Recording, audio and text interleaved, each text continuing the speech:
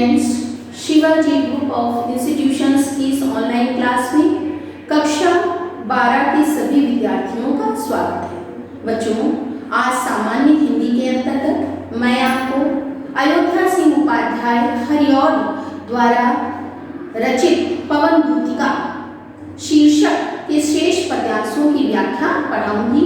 तो आप सभी बच्चे अपनी सामान्य हिंदी की पुस्तक के अंतर्गत काव्यखंड में संकलित एवं अयोध्या सिंह उपाध्याय हरिऔध द्वारा रचित प्रिय प्रवास शीर्षक निकालकर उसके शेष पद्यांशों की व्याख्या मेरे साथ पढ़ें।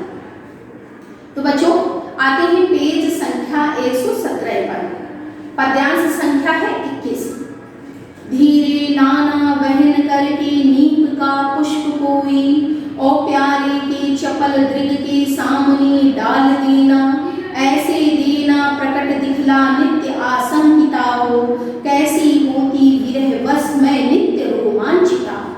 बच्चों, प्रस्तुत पद्यांश में राधा जी जो है पवन दूतिका के समक्ष अपने विरह का वर्णन करते हुए कहती हैं कि हे पवन दूतिका, तू धीरे से, नीम माने होता है कदम का, पुष्प माने फूल, हे पवन दूतिका तुम धीरे से कदम का कोई पुष्प उठाकर या उड़ाकर लाना और मेरे प्राण प्यारे श्री कृष्ण के चंचल नेत्रों के सामने डाल देना।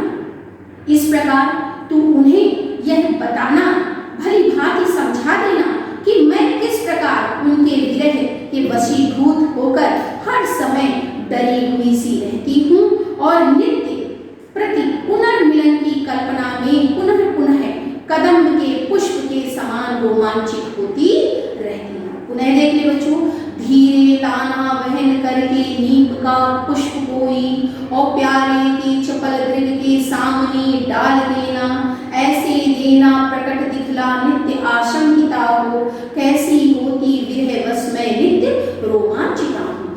राधा जी पवन दूतिका से कहती कि हे पवन, तू धीरे से कदम का कोई पुष्प अपने प्रवाह के साथ उड़ा लाना और उसे प्राण प्यारे श्री कृष्ण के चंचल नेत्रों के सामने डाल देना। इस प्रकार तू उन्हें यह भली भांति समझाना कि मैं किस प्रकार उनके विरह के वशीभूत होकर डरी हुई सी रहती हूँ और नित्य प्रति पुनर्मिलन की कल्पना में पुनः पुनः कदम के पुष्प के समान रोमांचित होती रहती हूँ। तो बच्चों, छंद जितने भी पवन दूतिका में आपने पढ़े हैं उसमें कौन सा छंद है? मंदा क्रांता। इस बात का ध्यान रखेंगे आप। साहित्यिक भाषा पढ़ रहे हैं, वियोग श्रृंगार रस है और वियोग श्रृंगार रस होने के कारण माधुर्य गुण है। आते हैं पद्यांश संख्या 22। बैठे नीचे जिस बिटप के श्याम होवे उसी का, कोई पत्ता निकट उसके नेत्र के ले हिलाना, यो प्यारे को विदित करना चातुरी से दिखाना, मेरे चिंता विचित चित का क्लांत हो कांप जाना। बैठे नीचे जिस बिटप के श्याम होवे उसी का। राधा जी आगे कहती हैं कि हे पवन दूतिका, मेरे प्राण प्रिय श्री कृष्ण जिस वृक्ष के नीचे बैठे हूँ, तू उसी वृक्ष का कोई पत्ता उनके नेत्रों के पास लाकर हिलाना और इस प्रकार तू अपनी क्रिया चातुरी से मेरे प्रियतम श्री कृष्ण को यह ज्ञात करा देना कि किस प्रकार से चिंता ने मेरे हृदय को जीतकर उसे थका दिया है। चिंता ने मेरे हृदय का संबल मुझसे छीन लिया है, जिसके अभाव में मेरा हृदय पत्ते की भांति कांपता रहता है। चिंता के कारण, प्रीतम के वियोग के कारण मेरा हृदय पत्ते की भांति कांपता रहता है। पुनः देख लें पद्यांश संख्या 22 की व्याख्या। बैठे नीचे जिस बिटप के श्याम होवे उसी का, कोई पत्ता निकट उनके नेत्र के ले हिलाना, यूं प्यारे को विदित करना चातुरी से दिखाना, मेरे चिंता विचित चित्त का क्लांत हो कांप जाना। यदि मेरे प्रीतम प्राण प्रिय श्री कृष्ण विटप माने वृक्ष के, किसी वृक्ष के नीचे बैठे हों, तो हे पवन दूतिका, उस वृक्ष के किसी पत्ते को भगवान श्री कृष्ण के नेत्रों के पास लाकर उसे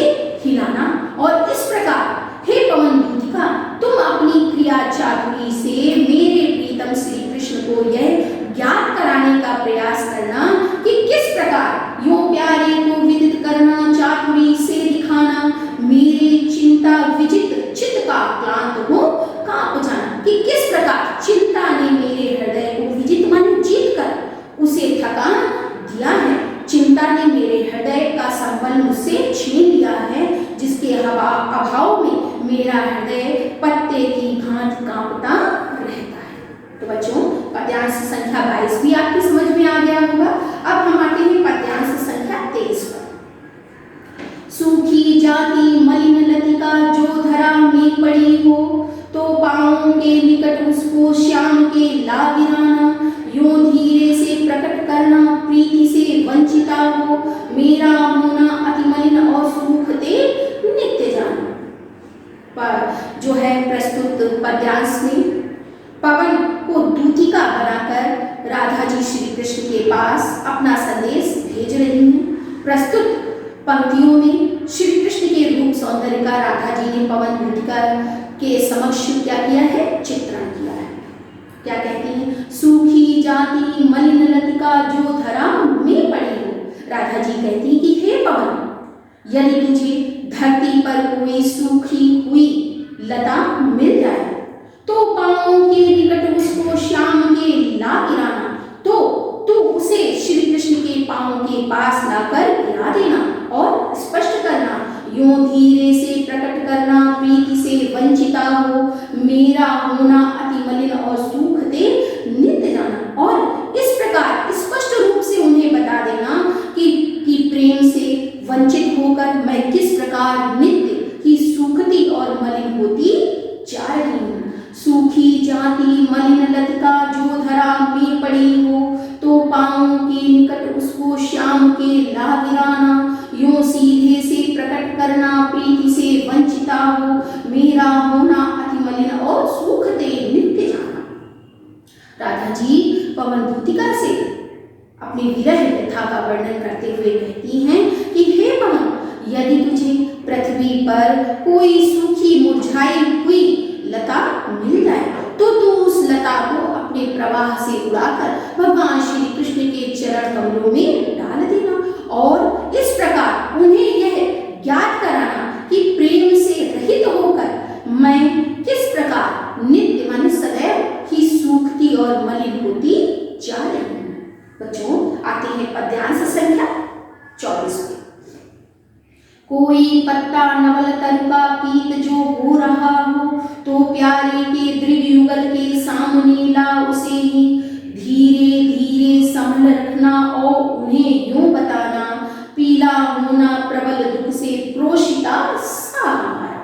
राधा जी पवन दूतिका से कहती कि हे पवन दूतिका, कोई पत्ता नवल तरुका पीत जो हो रहा हो, यदि किसी नए वृक्ष का कोई पत्ता क्या पड़ गया हो, पीला पड़ गया हो, तो प्यारे के दृढ़ युगल के सामने ला उसे, तो प्रीतम प्राण प्रिय श्री कृष्ण के नेत्रों के समक्ष सामने उसे धीरे से रख देना, धीरे धीरे संभल रखना, धीरे धीरे संभल कर रखना और उन्हें यूं बताना और इस प्रकार तुम जो है प्रकट करना या उन्हें यह बताना, पीला होना प्रबल दुख सा प्रोषिता सा हमारा, कि मैं उसी प्रकार प्रोसिता पथिका नायिका के समान पीली पड़ती जा रही हूँ। बच्चों, ये प्रोसिता एक नायिका का भेद होता है जिसका पति जो है परदेश चला जाता है, उस नायिका को प्रोसिता नायिका कहते हैं। तो राधा जी कहती हैं, कोई पत्ता नवल तरुका पीत जो हो रहा हो, तो प्यारे के दृढ़ युगल के सामने ला उसे ही धीरे धीरे संभल रखना और उन्हें यूं बताना, पीला होना प्रबल दुख सा प्रोषिता सा हमारा। राधा जी पवन दूतिका से कहती कि हे पवन दूतिका, यदि किसी नए वृक्ष का कोई पत्ता पीला हो गया हो, तो उस पीले पत्ते को प्राण प्रिय श्री कृष्ण के चंचल नेत्रों के समक्ष लाकर रख देना, धीरे धीरे संभल रखना, धीरे धीरे संभल कर रखना और उन्हें यूं बताना और इस प्रकार संकेत के माध्यम से उन्हें यह बताने का प्रयास करना, पीला होना प्रबल दुख सा प्रोषिता सा हमारा, कि मैं प्रोषिता नायिका के समान जो है भगवान श्री कृष्ण के वियोग में सदैव पीली पड़ती जा रही हूँ। बच्चों, अब हम आते हैं पद्यांश संख्या 25 पर। यूं प्यारे को विदित करके सर्व मेरी व्यथाएं, धीरे धीरे वहन करके पाँव की धूलि लाना, थोड़ी सी भी चरण रज जो लान दोगी ना लान देगी हमें तू, हाँ कैसे तो व्यथित चित्त को बोध में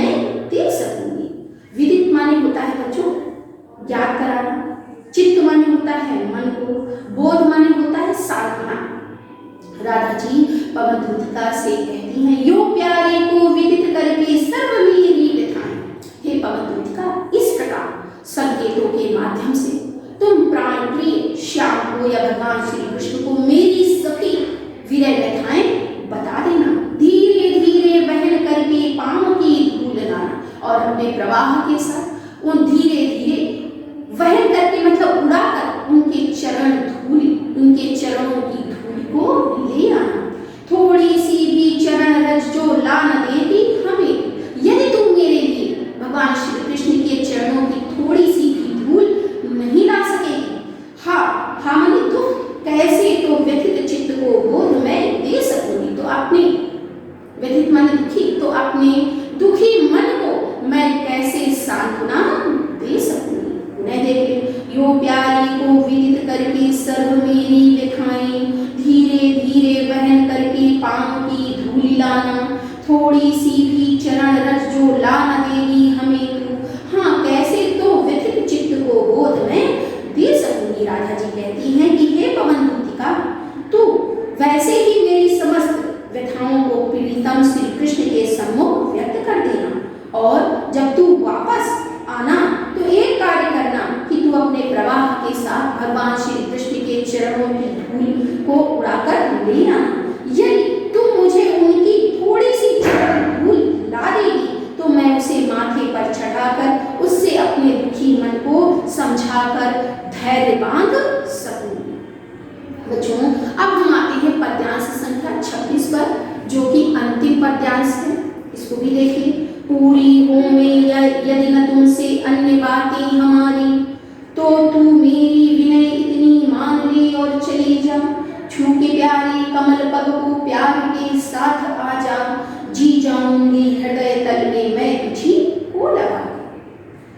राधा जी पवन दूतिका से कहती कि हे पवन दूतिका, पूरी हो में यदि न तुमसे अन्य बातें हमारी। हे पवन दूतिका, यदि तुमसे हमारी ये जो बातें हैं पूरी ना हो सके, अर्थात तुम मेरी मनोदशाओं को भगवान श्री कृष्ण के समक्ष संकेतों के माध्यम से व्यक्त करने में अपने को असमर्थ पाओ, तो तू मेरी विनय इतनी मान ले और चली जा। तो तू मेरी इतनी प्रार्थना मान ले और यहाँ से भगवान श्री कृष्ण के समीप चली जा।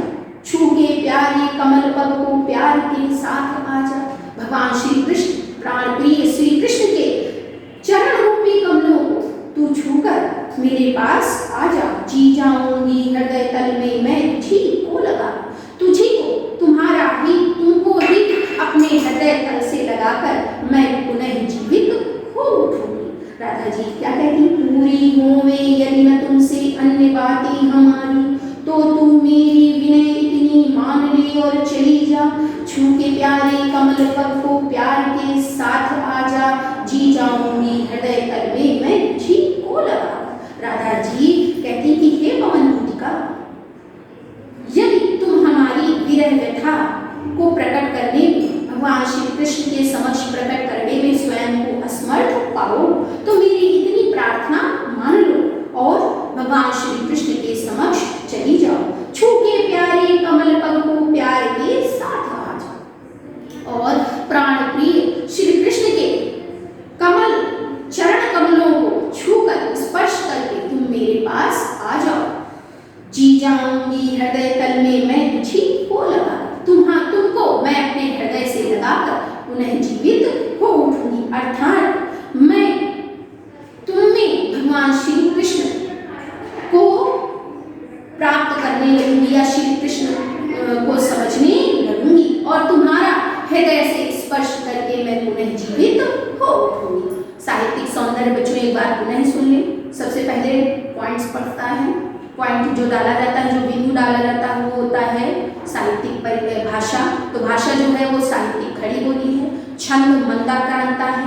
रस वियोग श्रृंगार रस है। गुण माधुर्य गुण है। और लक्षणा शब्द शक्ति का क्या किया गया है बच्चों, प्रयोग किया गया है। बच्चों इसके साथ ही आते हैं अभ्यास कार्य पर।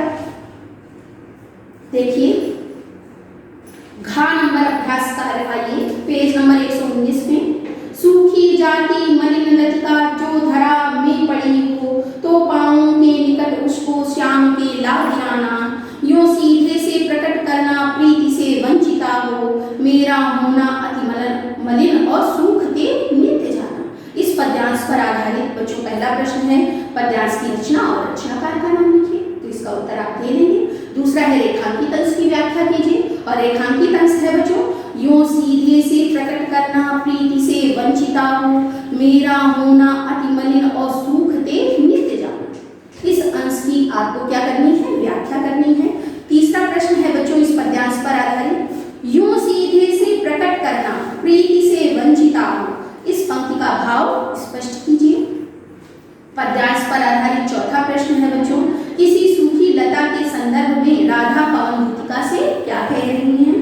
पद्यांश पर आधारित पांचवा प्रश्न है बच्चों, सूखी लता को श्री कृष्ण के चरणों में गिराकर राधा श्री कृष्ण को क्या दर्शाना चाहती हैं। तो बच्चों यह आज का HW वर्क है, जिसको आपको अपनी HW की कॉपी पे बहुत सुंदर राइटिंग में करना है। यहीं से पवन भूतिका शीर्षक समाप्त होता है। आज के लिए बच्चों इतना ही पर्याप्त है। Have a nice day.